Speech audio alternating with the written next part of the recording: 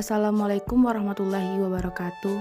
Alhamdulillah rabbil alamin wassalatu wassalamu ala asrofil anbiya'i wal mursalin wa ala alihi washabihi rasulillah ajmain. Yang terhormat kepada Bapak Dr. Subhan Ajri Sudirman yang mengajar mata kuliah psikologi kognitif, dan juga kepada teman-teman semuanya yang akan ikut mendiskusikan pada kesempatan kali ini. Kami dari kelompok 13 yang beranggotakan Latifah Ramadhani dengan NIM 2115040068 dan Konita Salsabila dengan NIM 2115040049.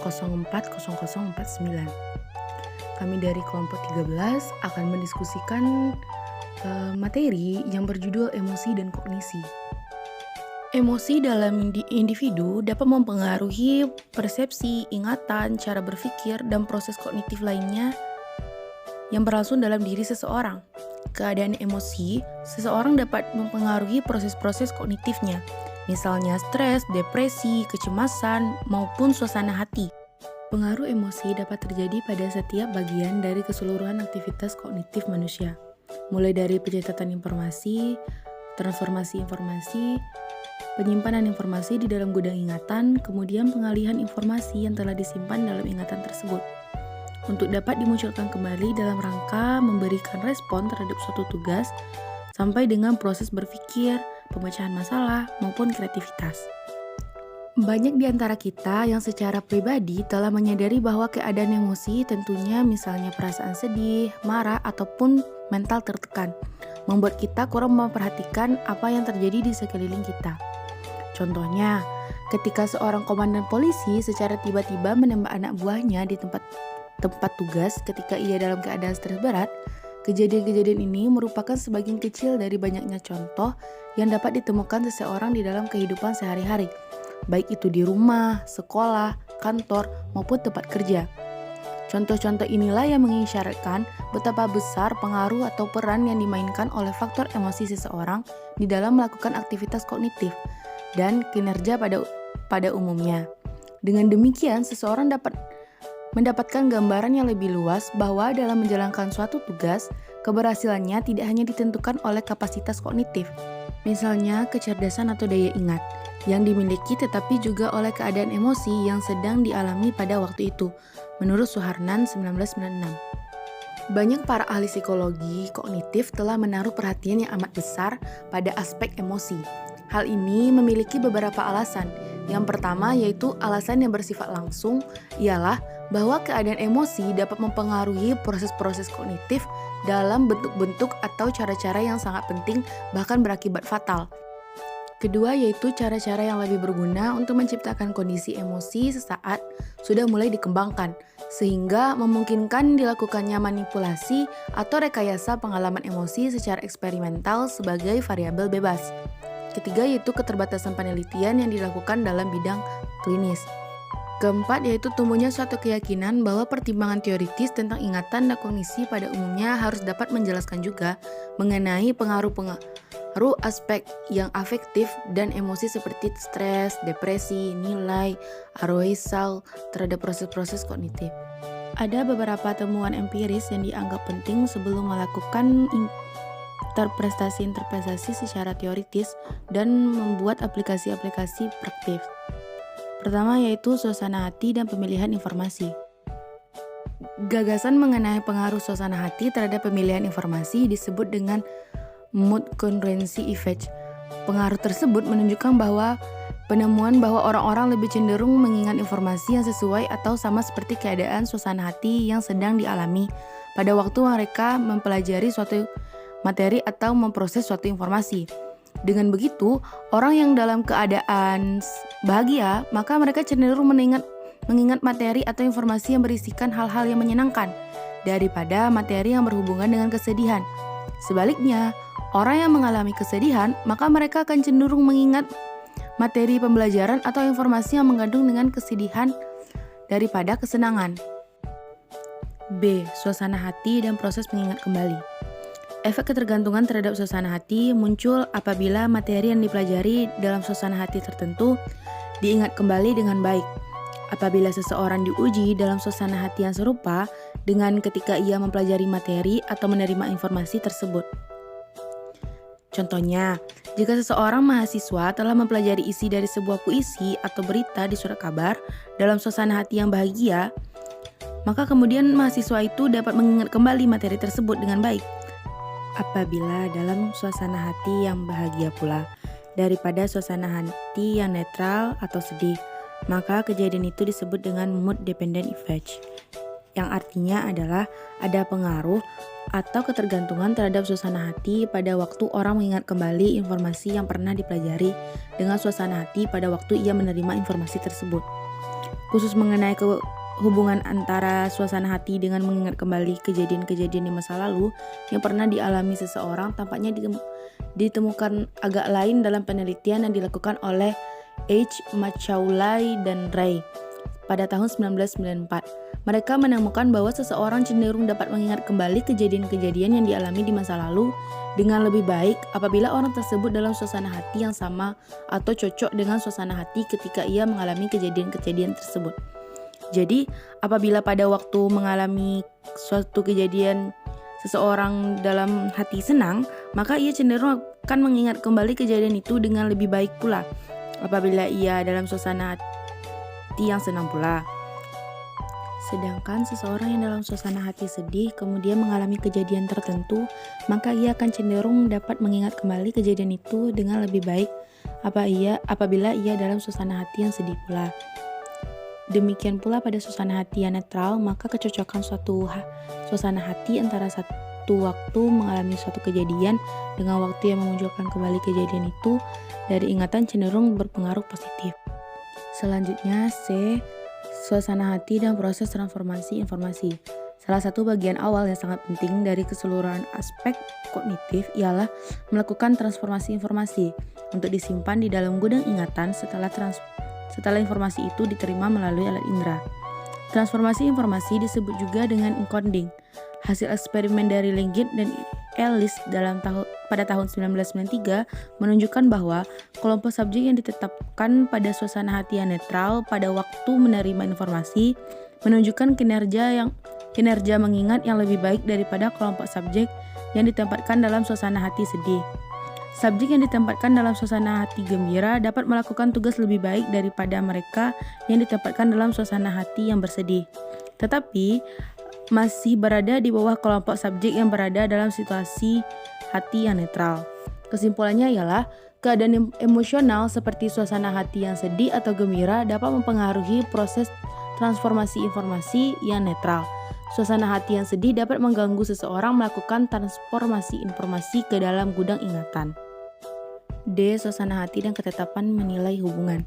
Jika pada beberapa proses kognisi yang lain orang melihat pengaruh dari keadaan emosi sedih seperti depresi dan stres lebih bersifat merusak atau mengganggu daripada menguntungkan.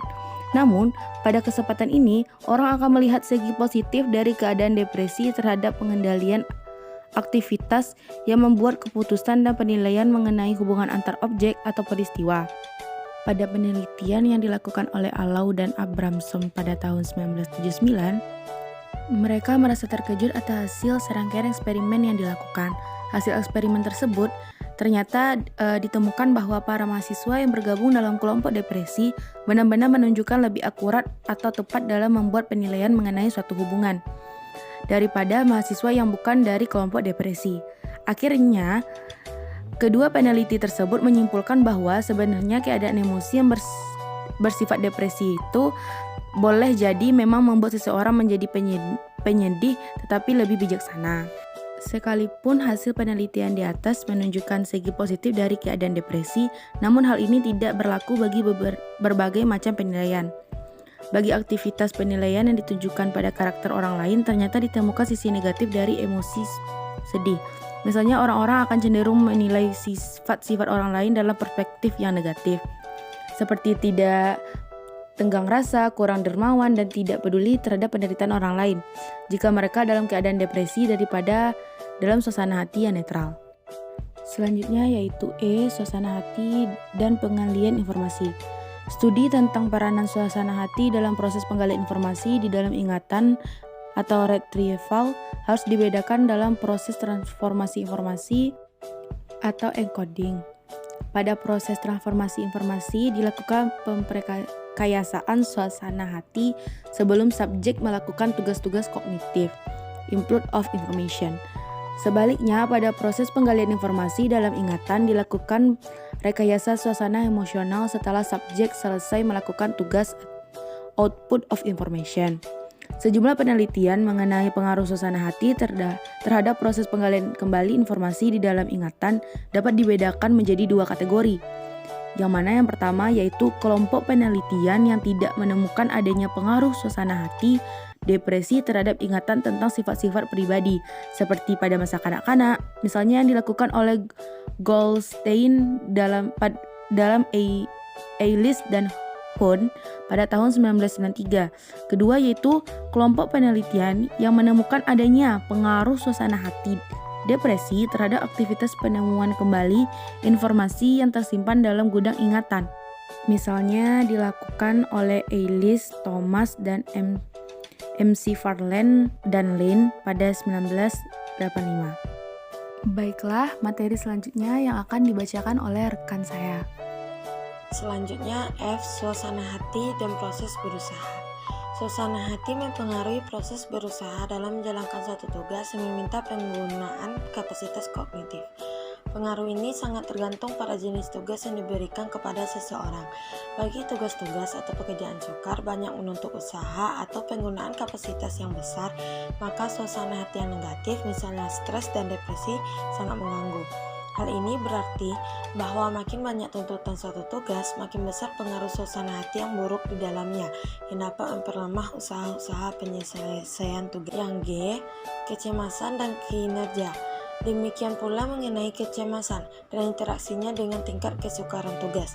Lebih dari 20 penelitian telah menemukan bahwa kecemasan memiliki pengaruh negatif yang berakibat menurunkan kapasitas kognitif seseorang dalam mengerjakan tugas-tugas yang lebih sukar dan kompleks. Sementara itu, untuk tugas-tugas yang sederhana, maka kecemasan cenderung tidak berpengaruh di dalamnya. Aiseng melaporkan bahwa pada umumnya kecemasan cenderung merusak kinerja dalam tugas, namun juga ditemukan hal lain yang positif dari kecemasan. Di dalam situasi tertentu, kadang-kadang kecemasan tidak mempunyai pengaruh sama sekali terhadap sebuah kinerja dan kadang-kadang juga mempunyai pengaruh positif atau mempermudah atau meningkatkan kinerja. Yang H. Emosi dan kesaksian. Proses kesaksian sangat berhubungan dengan ingatan dan persepsi orang yang melihat langsung sekitar kejadian. Misalnya kecelakaan lalu lintas, perkelahian, dan penganiayaan. Dengan kata lain, kondisi emosi para saksi mata pada saat di ruang pengadilan ikut mempengaruhi ketepatan atau kesalahan informasi yang diberikan. Sering diakui bahwa keadaan stres atau cemas dapat menyebabkan ingatan seseorang terganggu. Misalnya, peristiwa emosional yang traumatik kurang dapat diingat kembali dengan baik oleh seseorang. Para ahli di bidang ini cenderung percaya bahwa keadaan stres berat dapat mengurangi ketepatan pemberian kesaksian oleh seorang saksi mata ketika berada di ruang pengadilan. Sementara itu, pada ketegangan emosi tingkat sedang cenderung tidak mempengaruhi proses kesaksian. Yang I. Suasana hati dan atribusi. Suasana hati yang baik atau yang buruk dapat mempengaruhi proses atribusi seseorang mengenai suatu keberhasilan atau kegagalan dari kinerjanya. Penelitian yang berkaitan dengan hal tersebut telah dilakukan oleh Curran dan Harik. Secara umum, penelitian tersebut menemukan bahwa suasana hati mempunyai pengaruh yang bersifat moderat terhadap atribusi yang dilakukan seseorang. Perbedaan suasana hati, baik atau buruk, hanya mempengaruhi atribusi seseorang terhadap hasil-hasil kinerja yang dianggap tidak penting. Untuk hasil-hasil kinerja yang penting, keduanya tidak mempunyai pengaruh yang berbeda terhadap proses atribusi. Selain itu, suasana hati yang berpengaruh pada atribusi seseorang terhadap satu kegagalan, sementara pada keberhasilan tidak berpengaruh. Yang J. Suasana hati dan pemecahan masalah secara kreatif. Suasana hati tertentu, emosi positif atau negatif yang tengah dialami seseorang berperan penting di dalam menyelesaikan tugas-tugas pemecahan masalah secara kreatif. Secara umum, dapat dikatakan bahwa suasana hati positif lebih meningkatkan perilaku kreatif daripada suasana hati yang netral, sedangkan suasana yang negatif cenderung menurunkan perilaku kreatif. Hasil-hasil penelitian misalnya yang dilakukan oleh Isen, Johnson, Merz, dan Robinson, dan Isen, Dortmund, dan Nowicki menunjukkan bahwa suasana hati atau emosi yang positif dapat meningkatkan perilaku kreatif, misalnya di dalam membuat keputusan, penyelesaian tugas, atau pemecahan masalah. Namun demikian, karena kebanyakan penelitian dilakukan di laboratorium, maka sebagian ahli masih mempertanyakan apakah peran suasana hati terhadap perilaku kreatif ini tetap konsisten jika dilakukan penelitian di lapangan, misalnya terhadap karyawan-karyawan di lingkungan satu organisasi atau perusahaan. Yang K, suasana hati dan pembuatan keputusan. Proses pembuatan keputusan dapat dipengaruhi oleh faktor afeksi. Faktor afeksi yang sering dijadikan sebagai variabel penelitian adalah suasana hati atau mood, misalnya sedih, marah, cemas, juga sebaliknya, bahagia atau senang. Hasil-hasil penelitian menunjukkan orang yang membuat keputusan di dalam suasana hati yang baik atau good mood, ia cenderung mempersepsi kejadian-kejadian negatif sebagai sesuatu yang relatif jarang atau hampir tidak mungkin terjadi, dan bersedia mengambil risiko-risiko kecil hal ini tidak dilakukan oleh orang lain.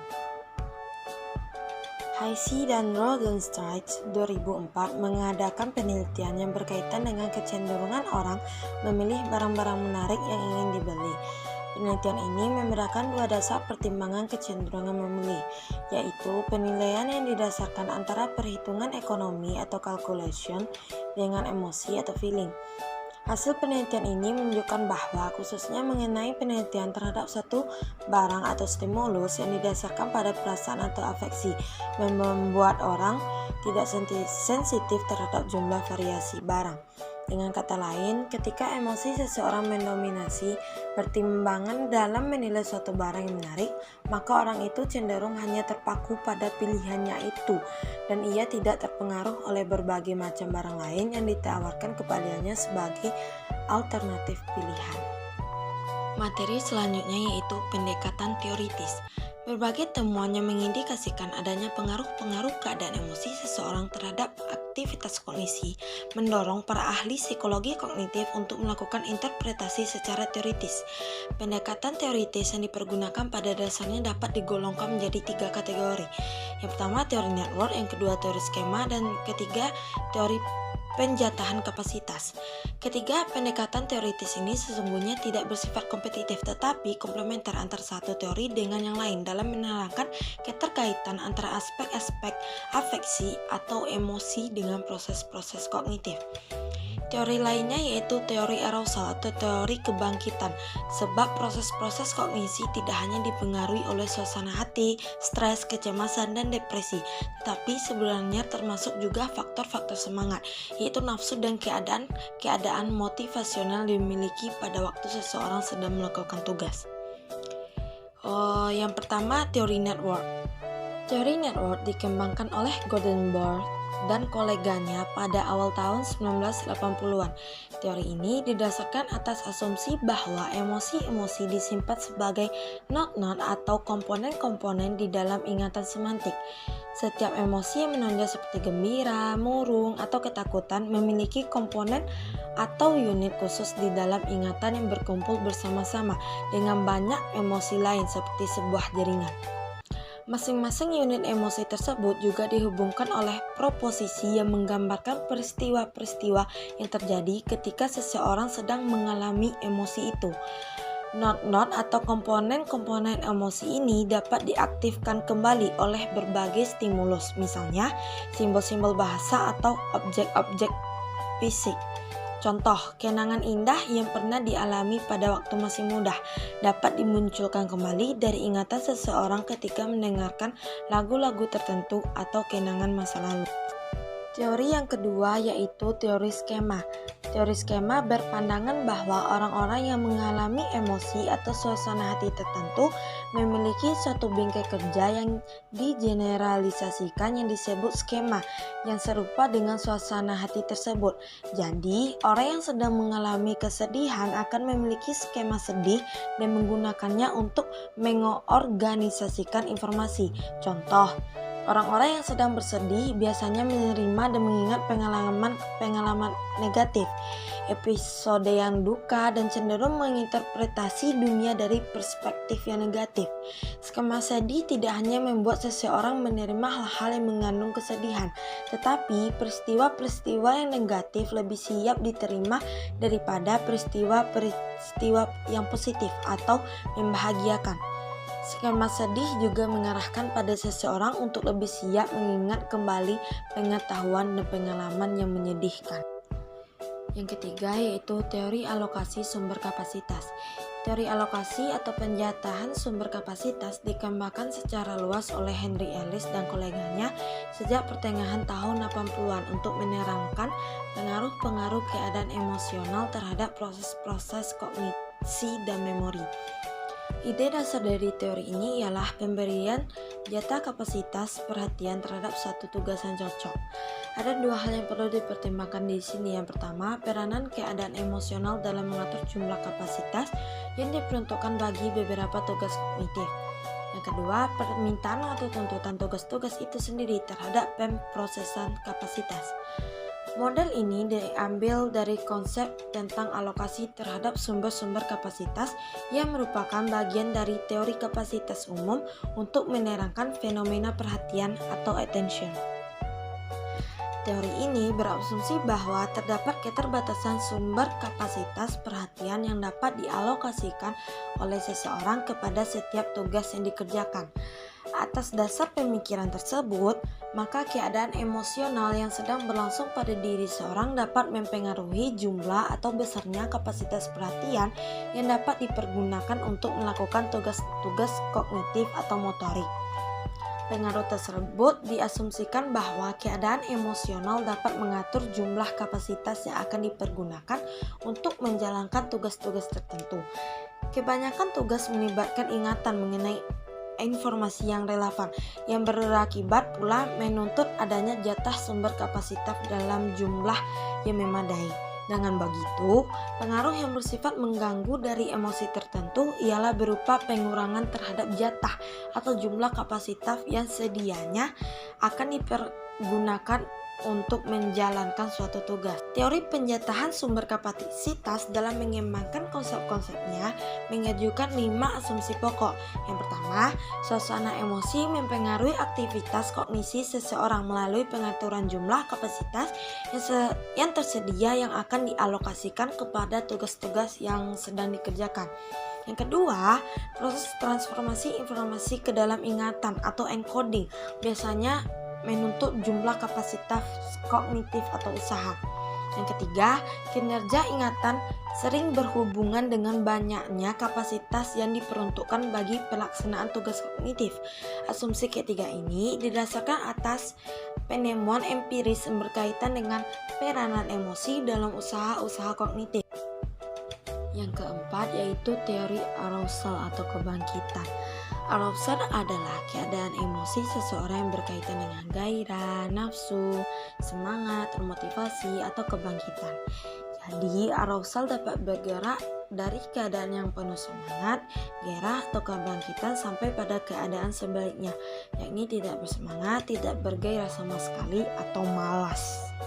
Emosi-emosi seperti ini sangat mempengaruhi kinerja seseorang menyelesaikan tugas-tugas kognitif, misalnya mengingat, belajar, membuat keputusan, dan memecahkan masalah. Apabila seseorang berada pada tingkat arousal atau semangat yang sangat tinggi atau sebaliknya sangat rendah, ia cenderung menunjukkan kinerja yang kurang efektif. Alasan yang dapat diberikan adalah kinerja yang buruk pada semangat tingkat rendah disebabkan karena banyak isyarat yang tidak relevan pada tugas pada saat itu muncul dalam pikiran seseorang. Begitu pula yang buruk pada semangat tingkat tinggi disebabkan karena beberapa isyarat yang relevan dengan tugas pada saat itu diabaikan seseorang. Kinerja seseorang di dalam tugas dapat dilakukan secara optimal jika arousal pada tingkat sedang, sebab akan terjadi pembatasan perhatian seseorang terhadap informasi yang relevan dengan tugas yang sedang dikerjakan. Dan hal ini tentu dapat menguntungkan kinerja orang yang bersangkutan. Dengan demikian, di samping seseorang memperhatikan informasi yang relevan dengan tugas, ia juga masih sedikit memperhatikan informasi yang tidak relevan atau tidak penting bagi tugas tersebut. Hanya itu materi yang dapat saya sampaikan. Selanjutnya, saya kembalikan kepada moderator. Baiklah, hanya itu yang dapat kami sampaikan. Kami mengucapkan terima kasih. Assalamualaikum warahmatullahi wabarakatuh.